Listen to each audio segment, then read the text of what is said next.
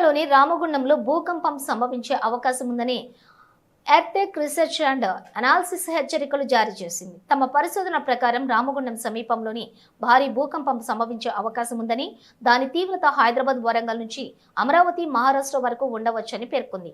అయితే ఈ విషయాన్ని ప్రభుత్వం కానీ, శాస్త్రీయ సంస్థలు కానీ ధృవీకరించలేదు. భూకంపాలను ముందస్తుగా అంచనా వేయటం సాధ్యం కాదని అంటున్నారు.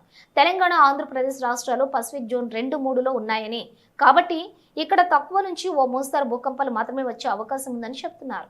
గతంలోనూ ఈ ప్రాంతంలో భూకంపాలు వచ్చినా అవి నష్టం కలిగించలేదని గుర్తు చేస్తున్నారు. కాబట్టి నిర్ధారించని సమాచారంపై ఆందోళన చెందాల్సిన అవసరం లేదని ఐఎండీ అధికారులు పేర్కొన్నారు. 1969లో ప్రకాశం జిల్లాలోని ఒంగోలు ప్రాంతంలో 5.1 తీవ్రతతో భూకంపం సంభవించింది. 1998లో తెలంగాణలోని ఆదిలాబాద్లో 4.5 తీవ్రతతో భూకంపం వచ్చింది. 1984లో, 1999లో, 2013లలో హైదరాబాద్లో చిన్న చిన్న భూకంపాలు సంభవించాయి. భూకంపాల రాకను ముందస్తుగా అంచనా వేయటం సాధ్యం కాదని, కాబట్టి భయం అవసరం లేదని అంటున్నారు. అయితే అప్రమత్తంగా మాత్రం ఉండాలని నిపుణులు సూచిస్తున్నారు.